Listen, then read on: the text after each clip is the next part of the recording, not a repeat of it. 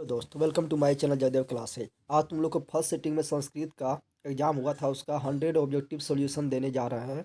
आप लोग फटाफट मिला दो। कोई भी सेट हो, क्वेश्चन नंबर सबका अलग अलग होता है, क्वेश्चन सबका सेम होता है, ठीक है ना। तो ये सेट बी है, इससे पहले सेट सी भी अपलोड कर दिए और मेरे पास सेट है वो भी अपलोड कर देंगे, ठीक है ना। और जिसका नहीं कर पाए वो भी मिला सकता है, कोई दिक्कत नहीं है, ठीक है ना। क्वेश्चन सबका सेम होता है, क्वेश्चन नंबर अलग होता है, ठीक है ना। तुम लोग पाँचों सब्जेक्ट का अगर सही सही आंसर मिलाना चाहता है तो प्ले लिस्ट में जाओ। फर्स्ट सीटिंग लिखा होगा, फर्स्ट सीटिंग पर क्लिक करेगा, फर्स्ट सीटिंग का मिल जाएगा। सेकंड पे क्लिक करेगा, सेकंड का सभी सब्जेक्ट का मिल जाएगा, ठीक है ना। और जो बिल्कुल अभी तक सब्सक्राइब नहीं किया, सब्सक्राइब कर लेना, क्योंकि यहाँ पर 9, 10, 11, 12 सब सब्जेक्ट का पढ़ाई होता है। किम जोल तल में कौन सा अव्यय है, तो वह कुत्र क्या होगा। यत्र तत्र कुत्र बहुत्र सब में तल पढ़ते, ठीक है ना। पृष्ठवान में कौन सा पढ़ता है, तो पृष्ठवान में अक्तवतु कौन है, अक्तवतु पढ़ते हैं, तो इसका बी हो ए हो जाएगा सही। हन धातु के लट लकार, अब क्या बोल रहा है, प्रथम पुरुष, अब बहुवचन बोल दिया। तो ती ता अंति, तो देखो अंति यहाँ लगल है, इसमें ती लगल है, ठीक है ना। इसमें अंति, तो हनंती हो जाएगा, डी नंबर हो जाएगा। अगला क्वेश्चन देखते हैं। अगला है, किस समास का उभय पद प्रधान होता है। उभय मतलब दोनों पद, तो दोनों पद, द्विन समास का दोनों पद प्रधान होता है। तत्पुरुष का बाद वाला पद प्रधान होता है, उत्तर पद प्रधान होता है, अभिभाव का प्रभाव पद प्रधान होता है। तो इसका ए नंबर बिल्कुल करेक्ट हो जाएगा। किस पद में स्वर संधि है, तो देखो ये सैनम जो है अयादि संधि है, तो ये स्वर संधि का प्रकार है, ठीक है ना। अगला है, कंगनम का संधि विच्छेद करो, तो कम जोड़ अकनम हो जाएगा कंगनम का, ठीक है। अगला है, ये तत् जोड़ श्रुतवा के संधि क्या होगा, तो ये श्रुतवा हो जाएगा। इबला तो जो हलम तो गायब हो जाएगा, सी नंबर हो जाएगा, ठीक है। अगला क्वेश्चन देख लेते हैं क्या है। कर्णस दानवीरता पाठ के किस ग्रंथ से संकलित है, तो ये लिया गया कर्णभार से लिया गया है, ठीक है ना। तो ये कर्णभार रूपक से लिया गया है। अगला है, वास्तव में अशांति कितने कारण है, तो दो कारण है। एक जलन का भावना यानी द्वेष, और सहिष्णुता वो सहिष्णुता। अगला, शास्त्रकार पाठ किस शैली में है, तो ये क्वेश्चन आंसर किया गया यानी प्रश्न उत्तर है, टीचर और स्टूडेंट के बीच।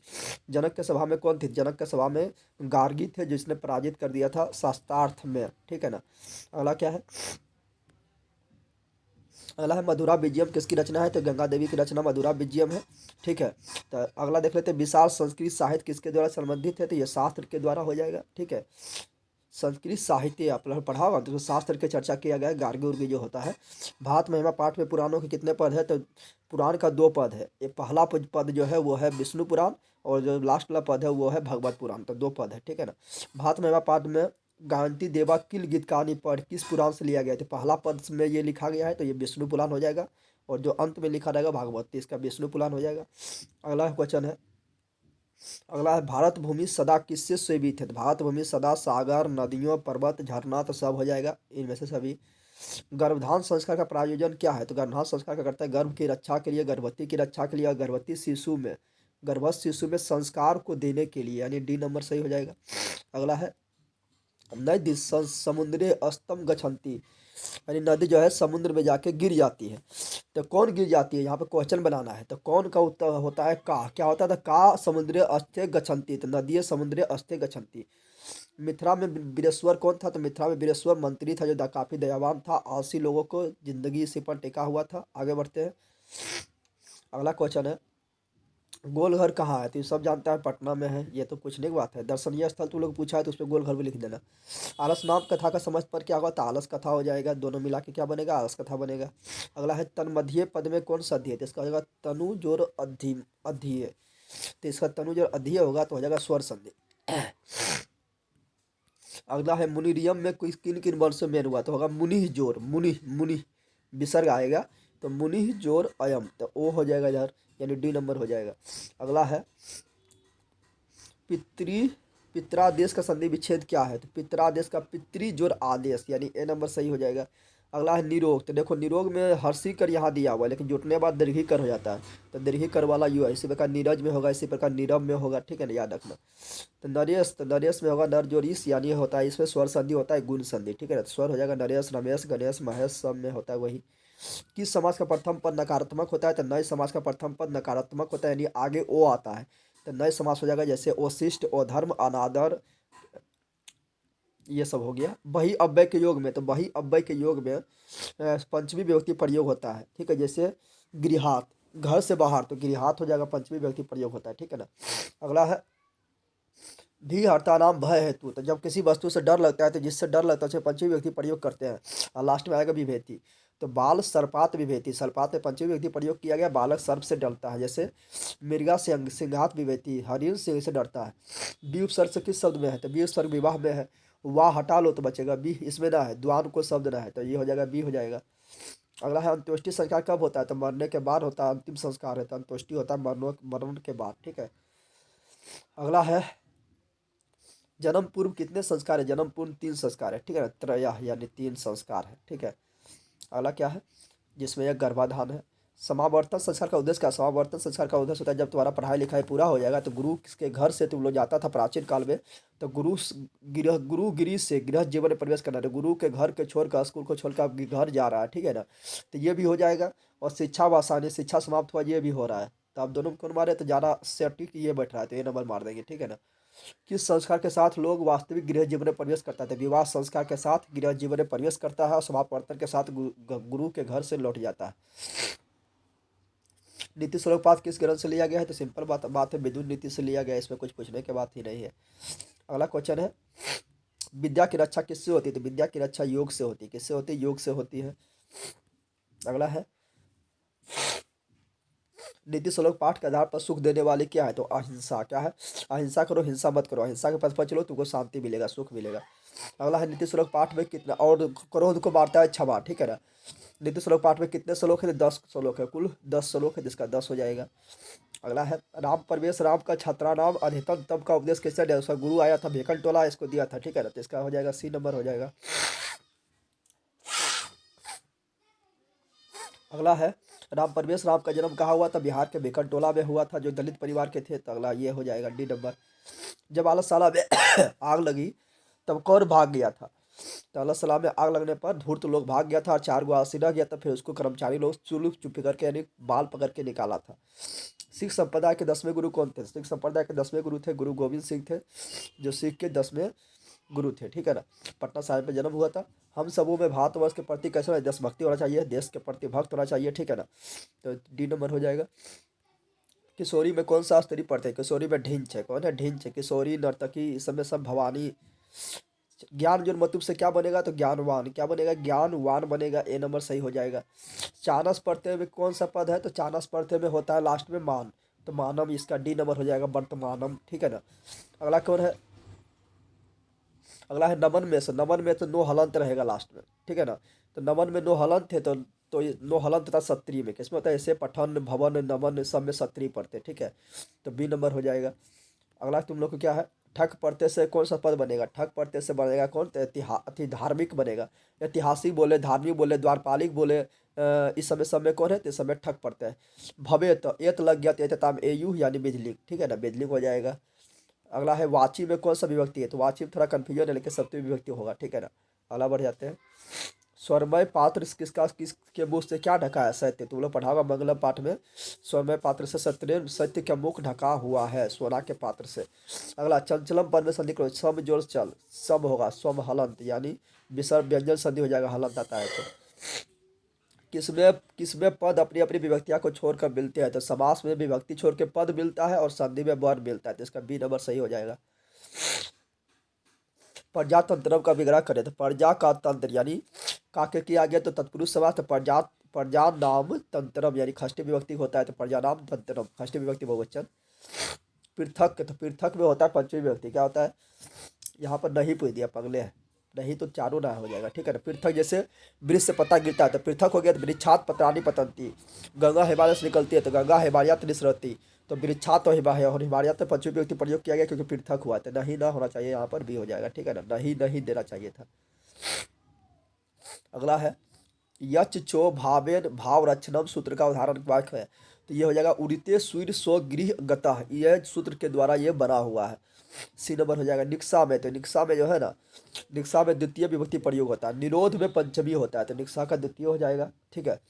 अगला है समभवम में कौन उपसर्ग है? तो उपसर्ग आगे लगता है, तो सम उपसर्ग है, सम जो भवम, तो सम उपसर्ग है।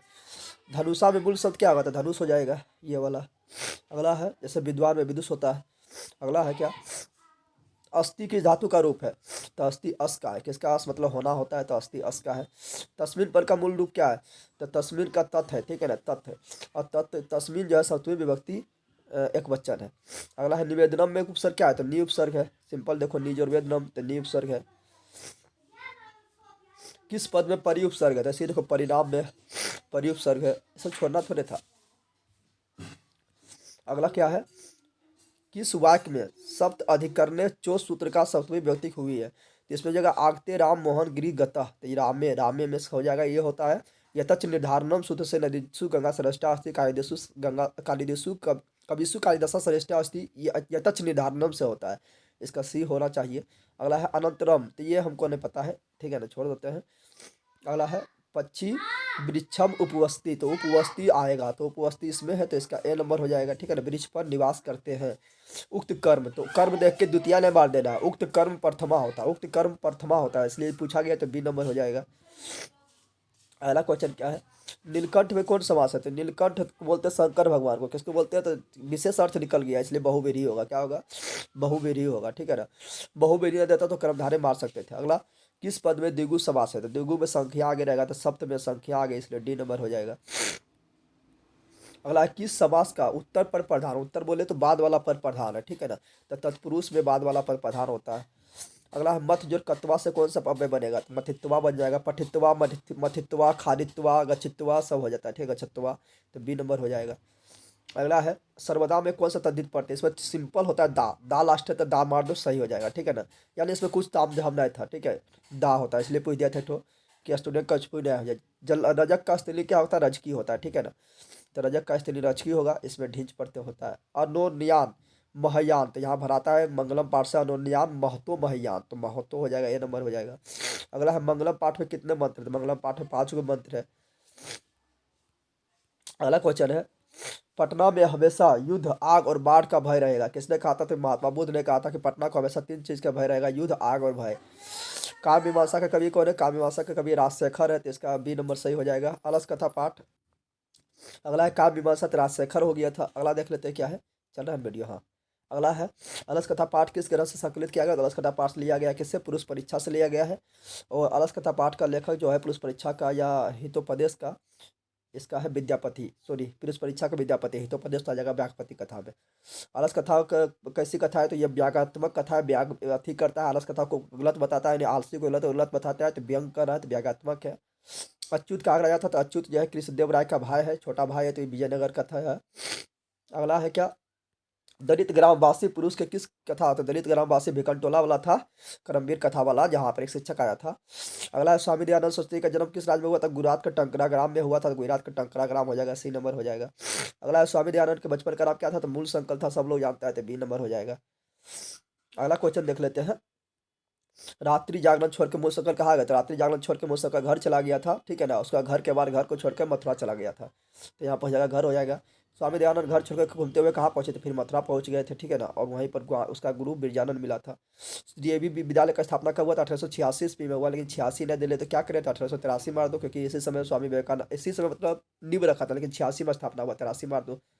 मंदाकिनी का अर्थ क्या है, तो मंदाकिनी का अर्थ है गंगा नदी, ठीक है ना, गंगा नदी है जो चित्रकूटस नामक पर्वत के निकट है, गंगा नदी को मंदाकिनी नदी कहा गया। सीताराम राम सीता को इसके महिमा के बारे में बता रहे हैं। मंदाकिनी वर्णन पाठ में गंगा का वर्णन है, तो चित्रकूट की निकट, ठीक है ना, कहाँ के निकट, चित्रकूट के निकट, चित्रकूटस इसका लेखक कौन है, तो अति वाल्मीकि है। मंदाकिनी पाठ के कवि कौन है, तो वाल्मीकि है, कौन है, वाल्मीकि है। अगला क्या है, राम ने बिच्छा विशालाभी यानी विशाल आंख वाले, तो राम ने विशाल आंख वाले किसे कहा, सीता को कहा कि हे विशाल आंख वाले, ये सीता मंदाकिनी का शोभा को देखो, ठीक है ना। भवत शब्द के खष्टी बहुवचन क्या होगा, तो होगा भवत में खष्टी में लगता है, बहुवचन में ताम, नाम ही लगता है, ठीक है, तो भवताम हो जाएगा, डी नंबर हो जाएगा। अगला क्वेश्चन क्या है, तिष्ठान में धातु क्या है, तो तिष्ठ मान लेगा तो गलती हो जाएगा, जैसे गच्छति का होता है गम, चलता है गच पल होता है गम, उससे का तिष्ठति चलता है टिष्ठ पल, लेकर होता है अस्था, क्या होता है अस्था, यानी ए नंबर हो जाएगा। तुमन पढ़ते हैं, तो तुमन में अंत में होता है तुम, तो देखो तुम किस में लग रहा है, तो हन तुम, यानी बी नंबर हो जाएगा, हन मतलब मानना होता है। राघव में कौन सा तद्धित पढ़ते हैं, तो राघव में होगा अन्न, क्या होगा अन्न, राघव दानव मानव सेवा सब में अन्न पढ़ते हैं, ठीक है। अगला क्या है, निपुणा में कौन सा स्त्री पढ़ते हैं, तो निपुणा में हो जाएगा टाप हो जाएगा, निपुणा में टाप होगा, अजा में होगा, कोकिला में होगा, लकीला में होगा, चटका में होगा, मटका में होगा, सरला में होगा, सब में टाप। अगला है व्यागपति कथा किस ग्रंथ से लिया गया है, हितोपदेश से लिया गया है, ठीक है ना। और इसका लेखक कौन है? नारायण पंडित है। अगला क्वेश्चन देख लेते हैं। अगला है, बाघ के हाथ में क्या था? तो बाघ के हाथ में सोना के कंगन और कुश पहले ले लेता था। तो यहाँ पर सोना कंगन ना है तो कुश मार देंगे आराम से। अगला है, व्याघ्र पथिक कथा में कुत्र तब कंगनम, कुत्र कंगन कहाँ है दिखाओ, किसने कहा? तो ये कहा था पथिक ने कहा था। ठीक है, तो पथिक हो जाएगा। किसके बिना ज्ञान भार है? तो किस क्रिया के बिना जो है ज्ञान भार है, इसलिए तुम क्रिया करते रहो, ज्ञान है तो एक दूसरे को बताते रहो। ठीक है ना। साधु का स्त्री रूप क्या होगा? साध्वी, ई वाला साध्वी ना है, आधा धो वाला साध्वी, डी नंबर सही हो जाएगा। ठीक है ना। तो इस प्रकार हम सब जितना था 100 देख लिए हैं। ठीक है, वीडियो कैसा लगा है, तुम लोग कितना सही हो बताना, जो पढ़ा है वो आया है कि नहीं। ठीक है, मिलते हैं नेक्स्ट वीडियो में। और जो बिल्कुल नया, लाइक शेयर सब्सक्राइब कर लो। और जाके तुम लोग 9, 10, 11, 12 का पढ़ा होता है, इसमें जो है तुम लोग को बता देना चाहते हैं कि क्लास 10 का न्यू बैच स्टार्ट हो रहा है कब से? तो 25 फरवरी से हो रहा है। ठीक है, जो नज़दीक में है वो आ सकता है, और 11 के बारे में भी बता देंगे। ठीक है, आगे बढ़ते हैं।